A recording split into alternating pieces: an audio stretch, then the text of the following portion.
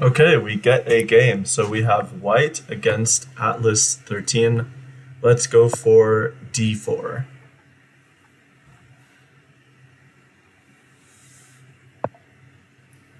Okay, my opponent plays d5, and now we will go knight to f3. This is a pretty common approach that I like to take instead of c4 right away because it stops some Alpin counter Gambit ideas and things like that. Okay, knight c6, we can just go e3 here.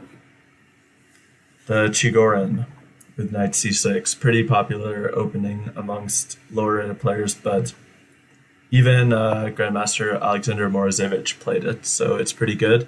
Okay, knight to f6, we'll go bishop to b5. The idea is we're threatening some knight e5 ideas and going for c4. Okay, a6, let's just take that and go c4. And now our idea is we're getting ready to play knight e5, but we're also getting ready to play queen out to a4. Okay, takes, now let's just go queen a4.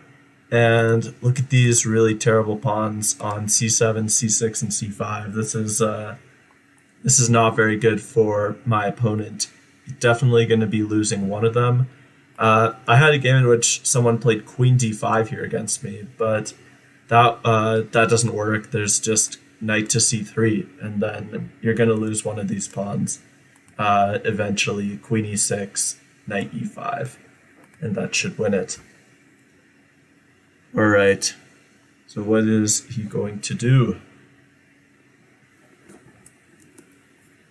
Maybe bishop d7 is pretty good. Possibly bishop b7, not very good. Oh, hey, shout out to Eric. How are you doing? He said he'd be here, and he is here. All right. So here we have just like a normal Queen's Gambit sort of, but with knight to f3. And my opponent has taken the pawn, sort of ruined his pawn structure. c7, c6, and c4 are all pretty weak. And now we're just awaiting his move. Right now we're playing in the Lichess 10-minute arena, the rapid arena. Looks like it started about an hour ago, but that's okay. We're still going to try and get as many points as we can. All right, so my opponent has the bishop pair, so let's see if he's going to be able to utilize it well. But I have a feeling that the pressure that I have on the queen side is going to be more than enough, just because these pawns are so weak. So idea number one is I'm going to castle, and then after that, maybe try to play knight to c3 and e4. But he plays bishop to e6, which is odd because it gives up this pawn. If queen to d7 blocking, we just take the rook on a8. If the bishop blocks, we can just go back to c2, where we're happier anyways. Okay, so we come back to c2, and we're happier on c2 anyways because now we're supporting this e4 break. So we're gonna get control of the center, castle, get the bishops out. Okay, rook b8, we're just gonna castle. Knight c3, e4, d5. All of these ideas exist in the position, while black doesn't really have many ideas.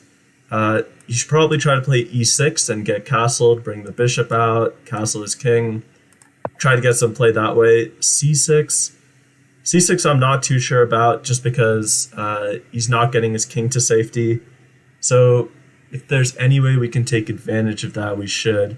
Maybe knight to e5 is strong, with the idea that we're hitting the bishop, we're hitting the pawn, and importantly, we also have an eye on this f7 square. So in the future, it's possible for us to play some sort of queen c4, and we're attacking a6 and f7. So black has to contend with this threat. Oh, my opponent offers a draw. Mr. Atlas, I cannot accept that. I go to school in Indiana. Yeah, I'm a little tan because I'm Indian, but yeah, I guess that's where the tan comes from. But okay. Let's decline this draw real quick in case my opponent is waiting on it. Uh, okay, queen c4 is coming, like I said. Knight to c3 is also an idea, just getting ready to take control of the center. And also rook d1. I can't say that I've had too many positions like this because normally black doesn't give up two of these pawns. Usually tries to cling on to two of the three. So this is a pretty promising position. Hopefully Mr. Atlas does not make us wait. Hopefully he's still here, still playing the game. But yeah, not much to do for black. Let me go back and see. Okay, e6, he is still here. So in these sorts of positions, the first thing that comes to mind is that my opponent doesn't have a b pawn or a d pawn. So if I put a knight on c5, that's going to be an outpost. He's not going to be able to do anything about that knight on c5 except take it. So let's try to take advantage of this outpost. One thing I could do is think about taking this in the future, but I don't want to run into any like queen c7, pinning my queen, so I'm not going to go for that just yet. I'll just go knight to c3. I was thinking knight d2, knight b3, knight c5, but knight c3, knight a4, knight c5 is the same thing pretty much. So I'm just going to go for that. And yeah, just waiting on this. This will always be available to us if we want to take it. Now, if black goes for c5, he might regret it because after takes, rook d1 opens the file. So you're sort of like getting rid of a weak pawn on c6, but at the cost of weakening this whole file. And I can see how that's like really problematic. For example, c5 takes, bishop takes, rook d1, and now the threat is just take on d7, takes, and queen a4. That's kind of a complicated line, but the idea is that we're creating this pin of the knight on the king, and black won't be able to castle in that variation. So that's the idea there. So what's black gonna do? Probably just bishop e7. I think probably the best way for him to go is bishop e7, then knight a4, and I'm just bringing the knight to c5. And he should probably just allow this because I don't think c5 is very good for him. Not sure what he's thinking about, but maybe he's thinking about going bishop to d6. But bishop to d6, if the intention is to trade for the knight, that's not a very good idea. One principle of chess that I like to tell my students is that look at the color square your opponent's pawns are on. So here, my opponent's pawns are on a6, c6, e6, f7, so a lot of light square pawns, which means that the opposite color bishop is the one that you really need. So the dark square bishop is the one that's holding black's position together. But if he just trades it for my knight, bishop d6, bishop takes e5, then d6 becomes a huge hole in black's position. And if I can ever get a knight into d6, black is going to be toast. So what's he going to do? Probably just bishop e7 is good. What openings do you want to see? Let's just go ahead and comment in the chat what openings you're interested in seeing, and I'll see what I can do. I don't have tons of experience in every opening, but I've played a lot of stuff in my chess career, and so if it's something that I know how to play, I will do it. Okay, so bishop b4. Let's give him a chance to trade for the knight because it's just not a good option for black. These dark squares are going to be super weak if he does go for it. So, oh, he resigns. Okay, I guess he sort of understood that the dark squares were going to be too weak, or maybe he was just done with the game. Either way, we advanced to 2 out of 2, or I guess 1 out of 1. All right. So we're waiting for our next game. Looks like we're in the position in tournament where there are a lot of 1700s, 1300s around us. Okay, pawn to d4. We get white again. Lucky us. Okay, let's go knight f3 again. And we're going to go for this. Oh, knight c6. This guy's playing the same thing. Okay, so we get two Chigorins in a row, but this guy plays it better. Bishop to f5 is a better move. And now we go for this bishop to b5. So bishop b5 has the idea of taking on c6 if we're pushed away. Okay, queen d6. I think I think c4 with the idea of queen a4 is pretty strong here. If my opponent goes a6, I think I can just go queen a4, and I don't have to worry about him taking because there's a pin on the rook. So he has to think of something else. Queen b4 is also not a very enticing option because just knight c3, and I'm just going to be pushing my opponent away with a3 soon. So I think there's a chance my opponent plays either e6. Oh, wow. Take on b1. Giving up the bishop pair. My opponent said something. My last opponent said something about me, but it's not in English, so I'm not sure what it is, but if it's something good, then thank you. All right. Takes on c4. Now queen a4 is very strong. And let's see if my opponent goes queen b4, looking for a queen trade, because if that happens, then I could just take it, and the knight is pinned. Okay. So in Italian game, Guccio Pianissimo. Okay. Yeah, I could try to do that for sure. I have some experience in the Italian, but it's from a little while ago.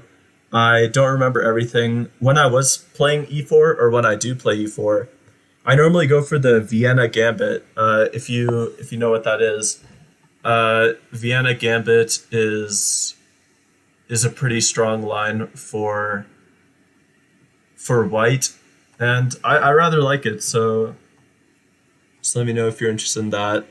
Okay, queen to g6 is very interesting. Wow, I cannot claim to have seen that move. So the idea is he's hitting g2 and b1. So what can I do about this?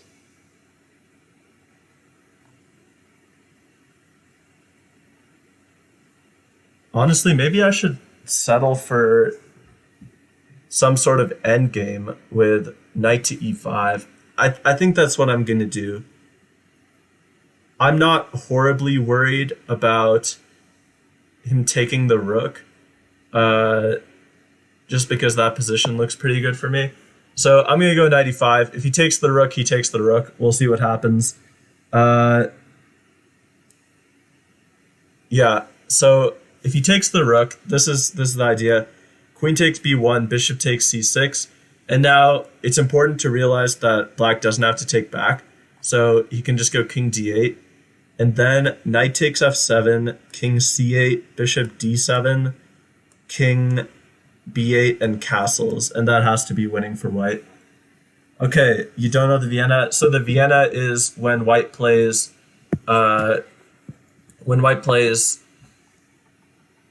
e4, knight c3, and f4. So it's like the King's Gambit, but with knight c3 included.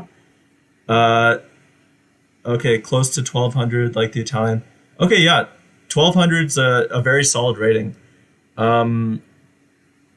Yeah, for sure. So I'll take this knight. Yeah, 1200's good. When I was 1200, I was playing e4. Yeah, I was playing the fried liver as white. I was playing the Sicilian Dragon and Caro Kann with black, and I was playing the Benko Gambit with black as well.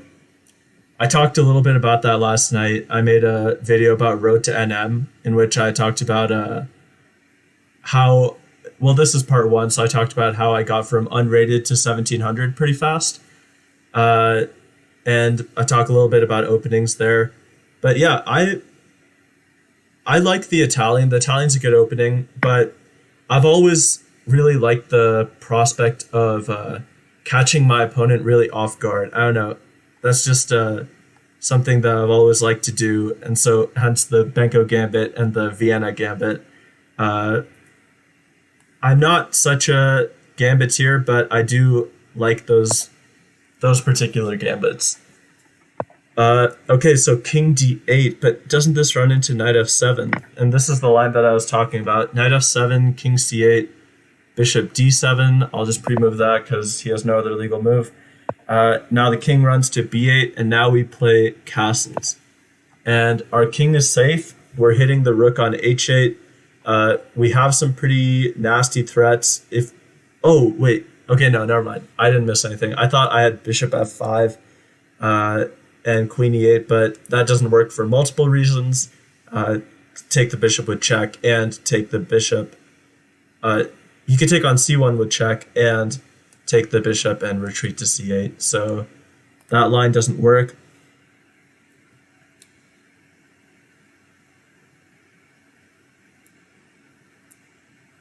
Oh yes, for sure, Eric. That's the idea. So I'm planning to make a series of it. The first one is unrated to 1700. Then the next one's going to be 1700 to 2000. And the final one is going to be 2000 to 2200. You mentioned John's climbing the rating ladder series. Yeah, so I actually have another series now. I put out the first video for that. It's called Standard Chess. And it's sort of like climbing the rating ladder, although it's more like me trying to see how high rated I can get in the chess.com 15-10 pool. So it's not necessarily playing higher and higher rated opponents, but actually my last video, or my first video in the standard chess series, I play a 1059 rated player because that's just who chess.com randomly paired me against.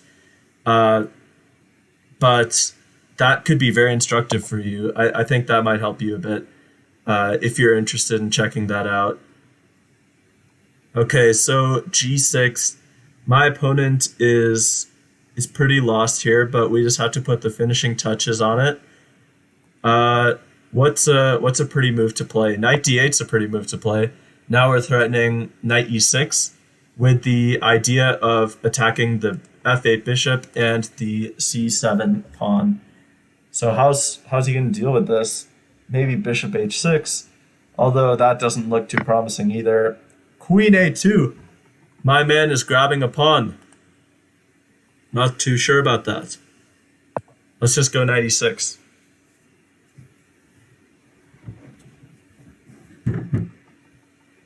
Yeah, I mean, I won't claim to have seen a better move for black, but you don't want to be grabbing pawns when you're down a bunch of pieces. Okay, Bishop H6. Now we can take this guy. Queen takes C7. King to A7. And now maybe Knight C5. Oh, wait. This is super nice. Knight D8. Knight D8 hitting B7. And then if he defends B7 with something like Queen to B3, Knight C6, mate. Oh, I hope I get that. Please play Queen B3. I mean, everything else loses too. There's Knight C6 after everything, but getting a smothered mate would be so nice. I want that smothered mate. Come on, Queen B3. Mr. V666V. So actually, black has to take this knight, so it's not mate no matter what. He has to sacrifice his rook for the knight, but let's just hope he doesn't do it. Come on, Queen B3. Yeah, these sorts of ideas are nice to know. It's a very unconventional mate, so or it's not an unconventional mate, but it's an unconventional move to play knight d8. So if you have a plan, then you just have to find a way to get there. So I wanted my knight on c6, and then it came to me knight d8, knight c6. So as long as you have an end goal in a position, it's easier to have an end goal and then try to figure out a way to get there. Okay, so my opponent just resigns. Yeah, he saw it. Yeah, he shouldn't have resigned though. He should have let it be played on the board. No, I'm just kidding. I know that Vishy Anand, the famous Indian grandmaster, he has this game. I forget against who, but he has this game. Might have been against Kramnik, in which he was completely lost and he was justified to resign in that position. But instead, so Kramnik had rook f1 mate or castles mate. And Vishy just asked his opponent, like, could you please castle with mate because it'd be more beautiful. So that's a true gentleman. Okay, let's not pre-move e5. Is there anything in particular we should play? Okay, let's go for the Dutch in this game. But if there's anything with black that you want to see played, let me know. And I could try to go for it. So bishop f4, going for the London system. All right, London system. There's this idea in the London that I learned about recently, where you can play b6, and just e6, bishop d6, and allow white to trade his dark square bishop for yours and accept the doubled pawns. And these double pawns are actually pretty good. So let's just go for it. Probably like knight f3, bishop e2, and then just e6, e6, bishop d6. Yeah. Oh, wait, what? Can I take that? Take on g2? I think so. I don't see why not. Looks like our friend has mixed up his move order. Rook h2, probably just back to b7. And now, if any bishop f3 move, we could probably just play queen c8. Other stuff is good too, like knight e4 is pretty good. A Sicilian defense. Okay, yeah, if my opponent plays e4, I can definitely go for a Sicilian. I have a lot of experience in the Sicilian, so I'd be happy to do that. All right, I'm just going to go queen to c8 here. Yeah, I usually in the Sicilian, it's really up to white whether you get a positional game or a tactical game. But there are certain variations that are more conducive to those positional grinds. Okay, let's just trade queens. e6. All right, he takes. Probably should have done something about that, but that's fine. We can give him the pawn. If he wants it, he can have it. Now we can try to put pressure with rook to c8. Okay, bishop to e5. Can I go knight b4? Yeah, I definitely shouldn't have given up that pawn, but we have a good position anyways, so can't complain. King c1 and king d1 are both moves here. King c1 seems a little less accurate because now after rook to c8, okay, c3, he technically doesn't have a threat here, so I could do whatever I want in this position. But let's just go knight d3 maybe.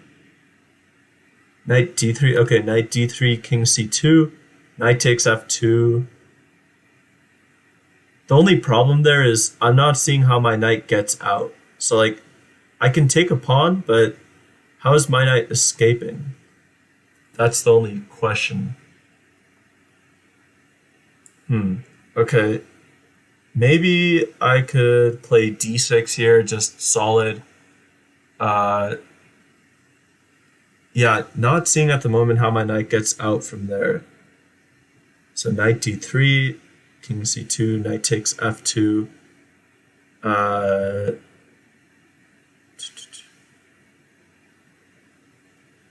Knight takes f2, wow. I don't see it, but I also don't see a great way for white to attack it. So I'm just going to go for it.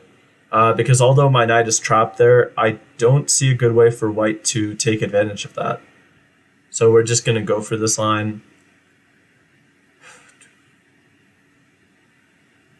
King c2 should be played. Knight c6. Like knight c6 instead of knight a6, or knight c6 instead of knight d3.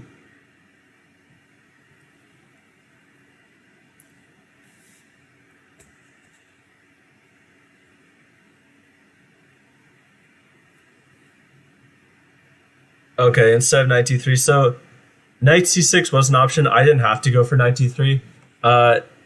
But the reason that I'm going for knight d3 is because I think I'll be able to pick up a pawn cleanly. Like, it's one of those funny positions where I don't have a way out, but I don't see a way that white can really capitalize on this. So I'm just going to take a pawn and challenge him to refute this. Sometimes that's just what you have to do. If there's nothing concrete that your opponent has, you just have to challenge him and say, okay, I'm just going to call your bluff, take your pawn, and you show me what there is. Knight e1. Knight e1. What is the idea behind knight e1? Can't I go d6? In d6, now I actually am escaping because he goes bishop f4 and I go g5. What is going on? I can just take this. So I take it, and then if he takes my knight, I just take back. So definitely white didn't play in the most accurate way there, as accurately as he could have. I'm not really sure what white could have done to try and trap the bishop. I don't think there was a way. So maybe he did fine there, but giving up the piece is definitely not the way to go. Okay, now the idea is bishop g7, scoop up the e5 pawn. And the reason that I go g5 instead of g6 to do this is because you want to go more active than passive. So g5 is a more active move than g6, and in the future it'll help with h5, g4 ideas. So sometimes the more active move is best. Oftentimes, actually, the way in which you'll see this manifest itself is in top Grandmaster games. A lot of the time you'll see players, when they're creating Luft for their king in the endgame, instead of g6, they'll go g5 in order to take control of more squares before they advance their king. That's kind of an abstract concept, so if you want me to explain that further, that's fine. But yeah, in endgames, when you're creating like squares for your king to go to, top players will often push their pawns 2 squares instead of 1. So he allows g4, and I actually am threatening to take this knight, because if he allows me to take and he just takes my bishop, I get a really nice pass pawn on the f3 square. And he does not want to deal with that. So let's see what he wants to do. Okay, knight d4.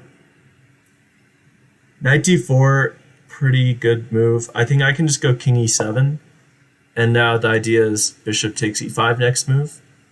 And if I want to be really cruel, I can go h5, bishop f6, take his h4 pawn, and then promote all my pawns. But I am not going to do that. Just going to go for the simple win. Bishop takes e5, take his knight if he lets me. Okay, this is interesting.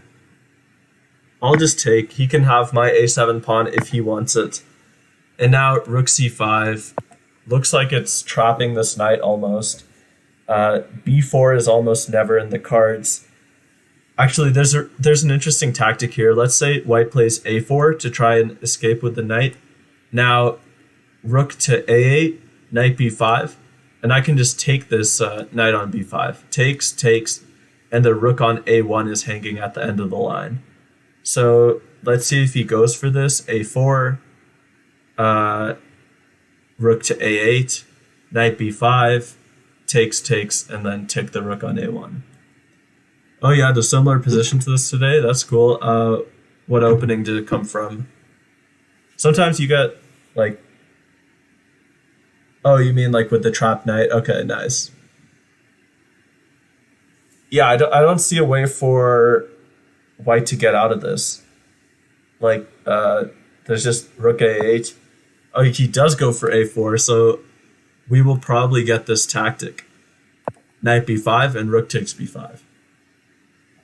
Wow, so some nice tactics in these games that we're getting. Knight takes B5, or rook takes B5 and rook A1. Now instead of one minor piece, he's down two. Rook to E2. All right, rook E2. I think I can just go rook to A5. And the idea is after C4, he's weakened this B2 pawn. Now my bishop attacks B2. So after this, we go rook to A2. And we have another nice tactical opportunity here. Okay, if king B1, we have knight C3. That's sweet. That's a nice tactic. And he's losing the rook.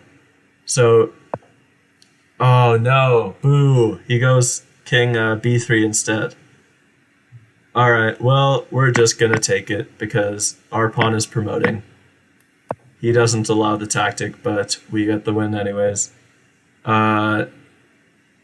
Just G2, G1.